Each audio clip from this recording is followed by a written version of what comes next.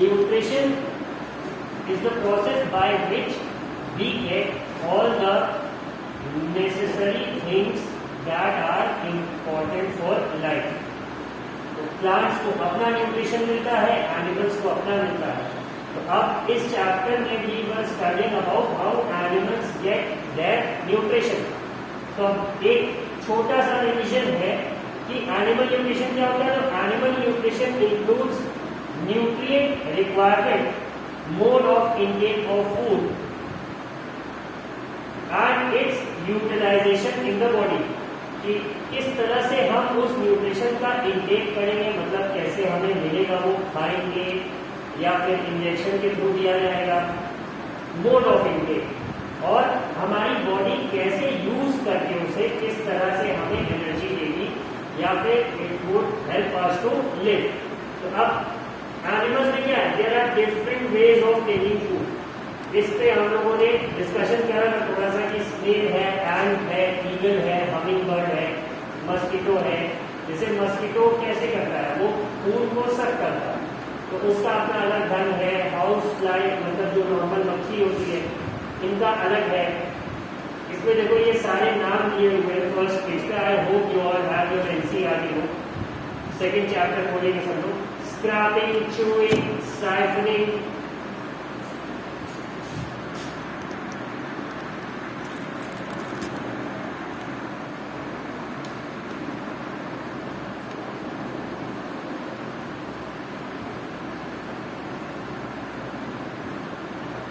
Scraping, chewing, siphoning, capturing and swallowing, sponging, sucking, etc. ये सब तरीके थे. फिर हम लोगों ने डिस्कशन किया था डाइजेशन इन ह्यूमन बीइंग्स में. तो फिर हमने right from the beginning when we take our food through our mouth, वहां से हम लोगों ने डिस्कशन अपना स्टार्ट करा था. और हम लोगों ने जाना था कि सबसे पहले माउथ में आता है, फिर बुक्कल कैविटी है, सलाइवरी ग्लैंड्स है, वी हैव द इसोफेगस, फिर वहां से स्टमक में खाना आता है और यहाँ से हम लोगों को शुरू करना है. तो अब यहाँ से हम लोग थोड़ा सा आगे डिस्कशन को अपना ले जाए.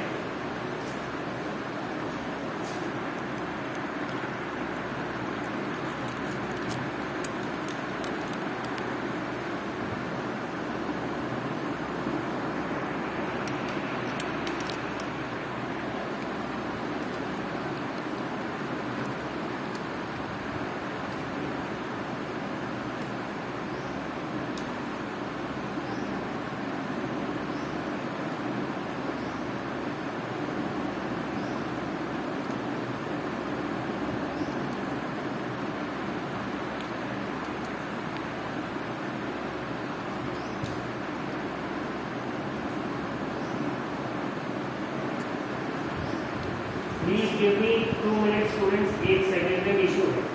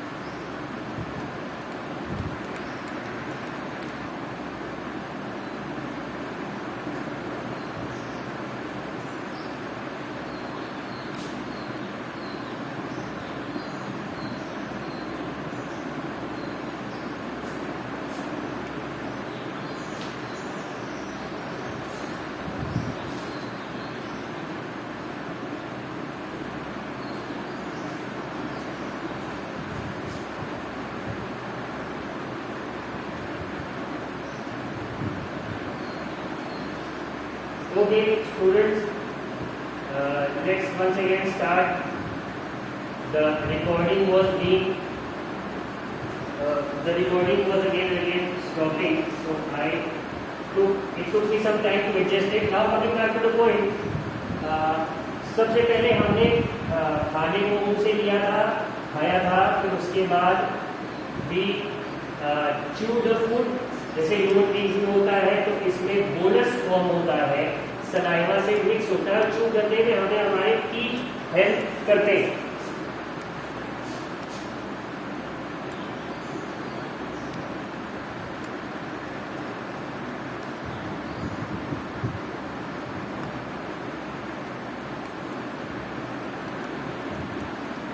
और जब सलाइवा में हमारा च्यूड फूड मिक्स हो जाता है तो it becomes easy for the digestive system to digest it.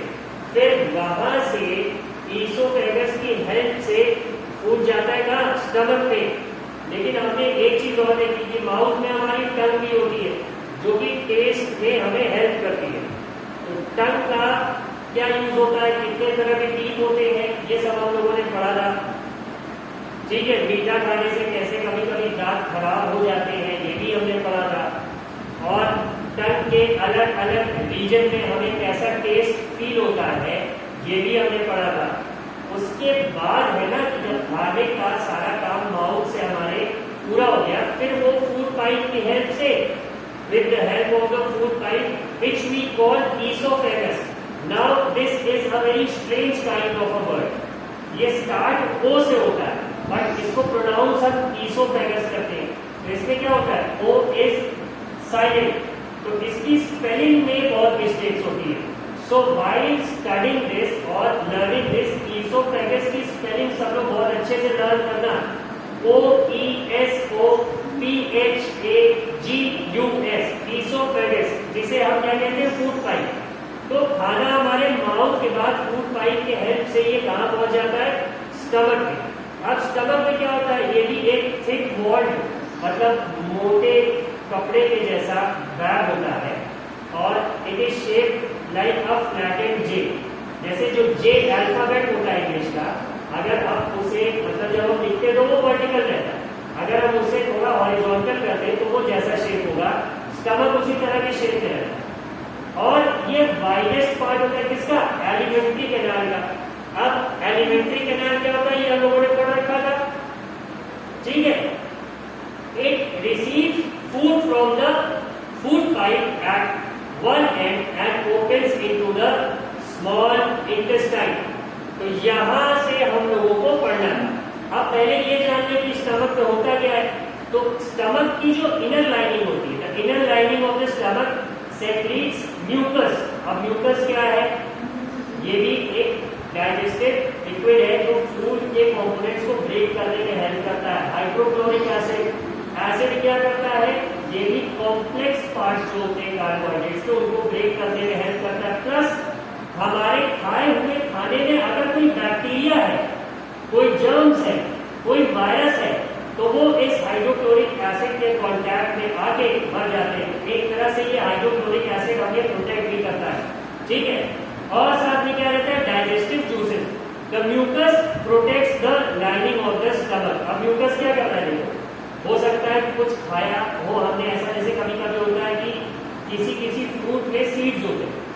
अब वैसे तो हम लोग सीड्स को क्या करते हैं, बाहर स्पिट कर देते हैं, बट कभी कभी अगर सीड्स अंदर चली जाती हैं तो दे माइट बी शार्प, वो नुकीली हो सकती है। तो ऐसा भी तो हो सकता है ना कि वो पेट में गड़ जाए।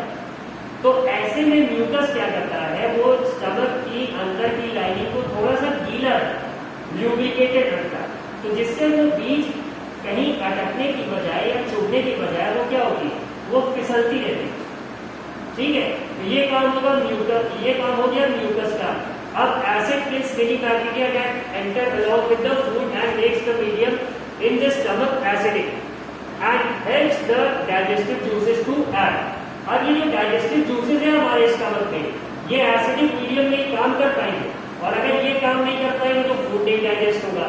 तो ये एसिड जो हाइड्रोक्लोरिक एसिड सिक्रीट करता है स्टमक, ये भी पूरे मीडियम को या जिसे हम कहते हैं माहौल को एसिडिक रखता है और डाइजेस्टिव जूसेस अच्छे से अपना काम कर पाते हैं। क्या करते हैं, ये प्रोटीन्स को सिंपलर सब्सटेंसेस में तोड़ते हैं। ठीक है, अब स्टमक से इतना काम होने के बाद खाना कहाँ चला जाता है, स्मॉल इंटेस्टाइन। अब स्मॉल इंटेस्टाइन क्या है, अब जैसे इसमें लिखा है ना फर्स्ट लाइन कि the small intestine is highly coiled.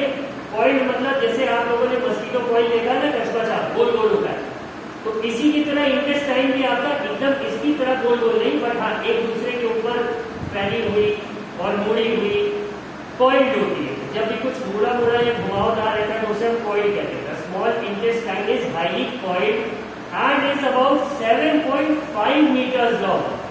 अब यहाँ पे थोड़ा सा हम लोग बातचीत करते हैं। मैं फिर से नाम पुकारूंगा और वो वही स्टूडेंट जवाब देगा जिसे मैं बुलाऊंगा। यशवित, कैन यू हियर मी? अब यशवित ये बताओ तुम्हारी हाइट कितनी है?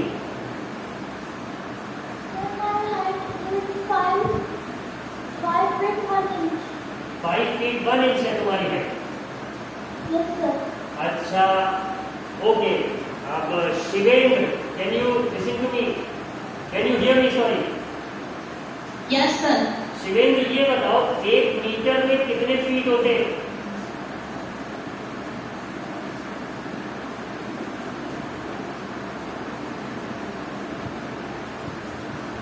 गूगल कर लेंगे क्या? No, sir. सोच कर। नहीं सोचना नहीं, ठीक है शिवेंद्र वेट करो। Deepanshu, Deepanshu are you listening? Deepanshu Patel,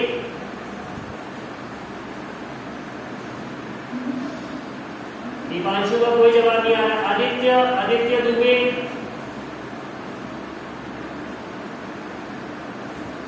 Aditya Dubey.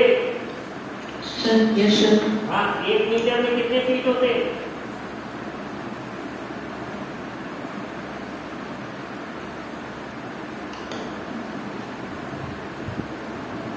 Sir, may I tell? देखो आदित्य ने पूछा है लेकिन आंसर कोई और अनम्यूट नहीं करेगा। Aditya, Yes, sir. 1 मीटर में कितने फीट होते हैं?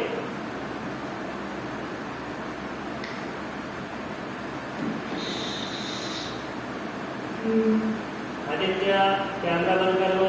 Sir, sir, 3 feet. 3 फीट ना? Okay, thank you. Yes, sir. तो और वो देखो 1 मीटर में 3 फीट और लगभग 3 इंच होते हैं।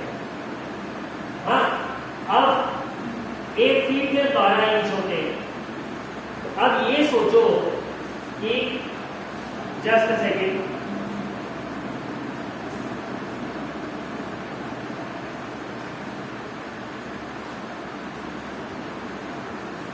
अब थोड़ी सी मैथ्स देखते हैं। ये कह रहे हैं कि 1 मीटर में, can you all see this thing? Yes, sir. 3 feet है, 3 फीट एंड लगभग 3 इंच होते हैं। ठीक है, और इंटेस्टाइन की जो लेंथ होती है वो होती है 7.5 मीटर्स के आसपास। तो मतलब कितना हुआ? 7.5 इंटू 3.3 अगर हम करें तो हमें पता लगेगा कि अगेन देखो तुम लोग फिर से आउट ऑफ टर्न आंसर कर रहे हो। डेटा क्लास डिस्टर्ब मत करो, म्यूट योरसेल्फ। अब 7.5 इंटू 3.3 अगर हम लोग करेंगे तो कितना आ जाएगा?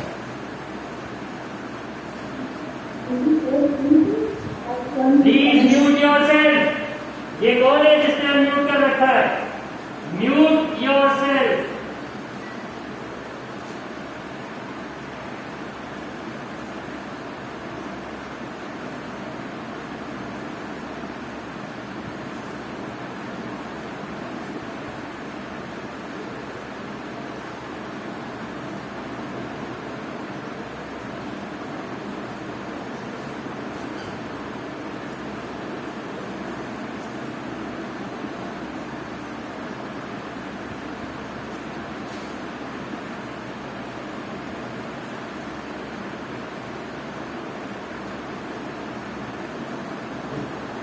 तो लगभग कितना आ गया 24.75 फीट होते किसमें 7.5 मीटर। अब अभी मैंने हाइट पूछी थी यशमित से, तो उसने कहा था कि उसकी हाइट 5 फीट 1 इंच, और ये लगभग कितना है 24.75 को हम ऑलमोस्ट 25 फीट कह सकते हैं, लगभग 25 फीट। ठीक है, तो आप ये समझ जाओ कि यशमित ऐसे 5 लोग जमीन पे एक के बाद एक अगर लेट जाए तो 25 फीट हो जाएगा लगभग। तो उतनी लंबी तुम्हारी स्मॉल इंटेस्टाइन होती है। अब धीरे से अपने स्टमक की तरफ देखो और सोचो कि इसमें रस्सी के जैसी लगभग 25 फीट लंबी एक रस्सी तुम्हारे पेट में है। That helps you digest your food. Isn't it interesting? Yes sir. हाँ, तो ऐसा ही है कुछ हमारा डाइजेस्टिव सिस्टम, स्मॉल इंटेस्टाइन। अब coming back to the point, अब वापस से हम लोग चैप्टर की तरफ चलेंगे। Excuse me, sir. हाँ, who's this? Sir, I am Vivek. विवेक, बोलो बेटा। Sir, all of us have 7.5 meter of small intestine. नहीं, ये ग्रो करता है। जैसे अब छोटा सा बेबी है, an infant, new born baby, अब उसके पेट में तो 7.5 मीटर की स्मॉल इंटेस्टाइन नहीं हो, ये बहुत ऑब्वियस सी बात है। जैसे जैसे आप ग्रो करते हो वैसे वैसे ही होता है। 7.5 metre is an average.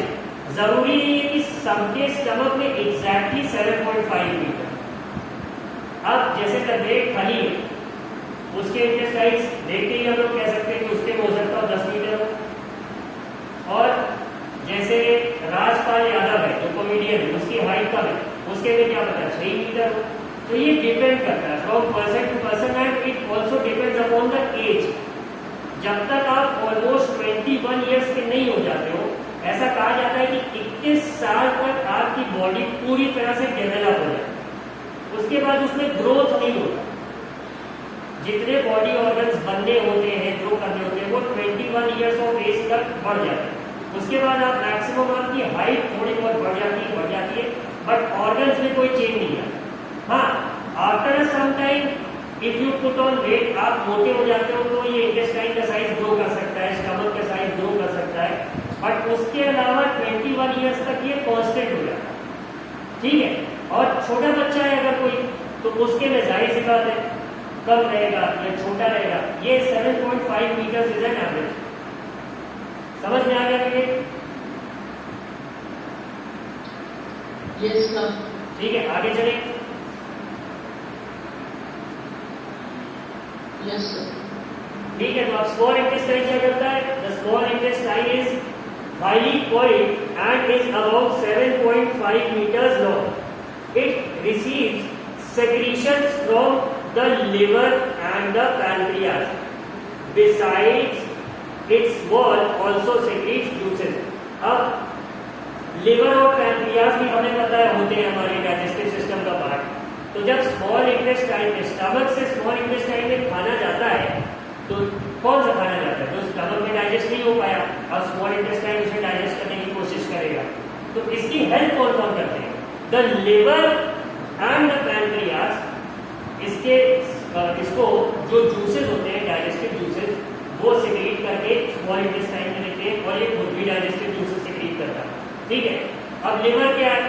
Liver is a reddish brown gland situated in the upper part of the abdomen on the right side. ठीक है, अब अपने राइट साइड की तरफ जो रिब है तुम्हारी, रिब केज जो है, उसके जस्ट नीचे, जैसा कि देखो डायग्राम में भी दिखा है, यही पे तुम्हारा क्या होता है? लिवर होता है। ठीक है, ये ग्लैंड होता है, और ये क्या है? It is the largest gland in the body.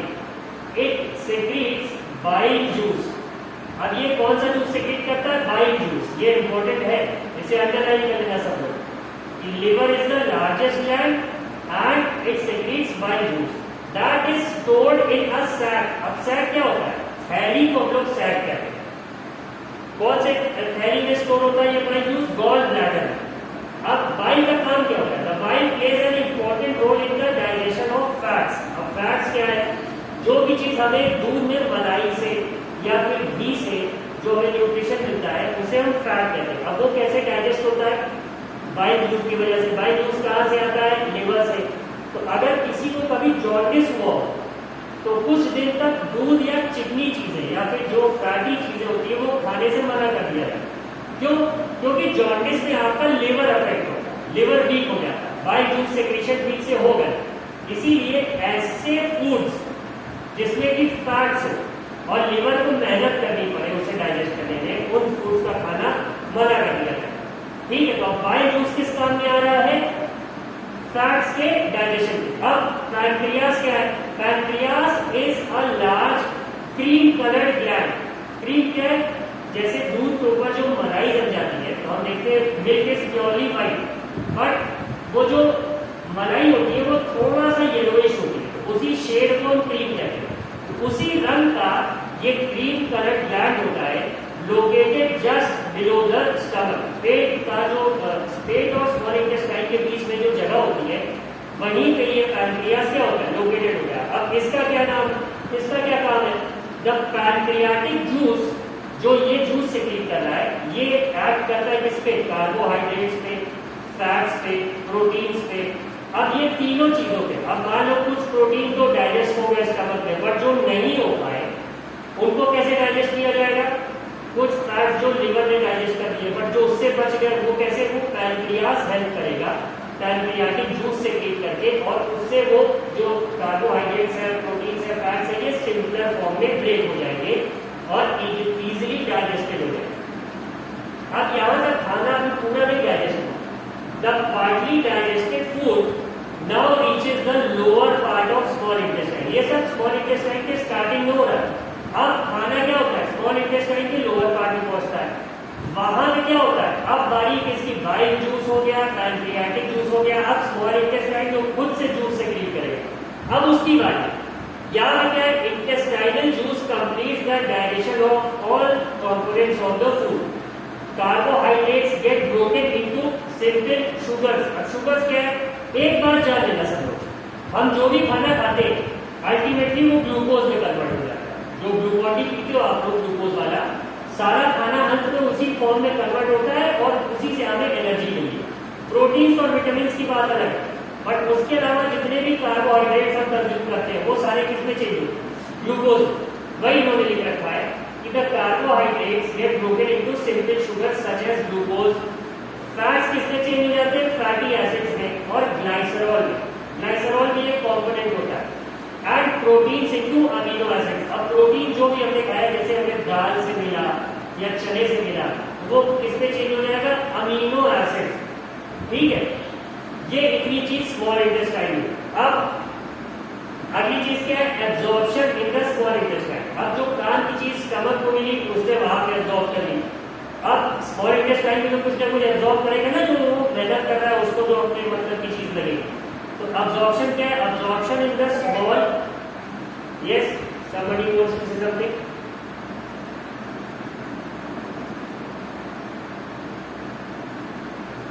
कोई कुछ कहना चाह रहा है?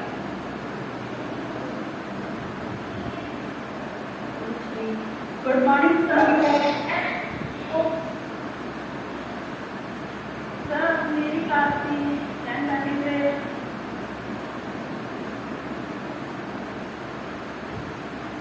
ये कौन है भाई जो बोल रहा है?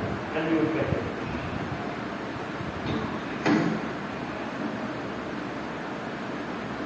I have told you earlier, कोई भी अनम्यूट नहीं करेगा। क्लास का टाइम ओवर हो गया, ये कह रहे हो? विवेक कुमार। सर मैं बोल रही हूँ नो सर, किसी कोई मैम ने बोला। सर मैं बोल रही हूँ ma'am it is Hindi class. Sir it is Hindi class. Hindi ma'am is saying that. ठीक है मैम, फिर आप कंटिन्यू करिए। आप shutting it down from here. Okay, thank you class. Thank you sir.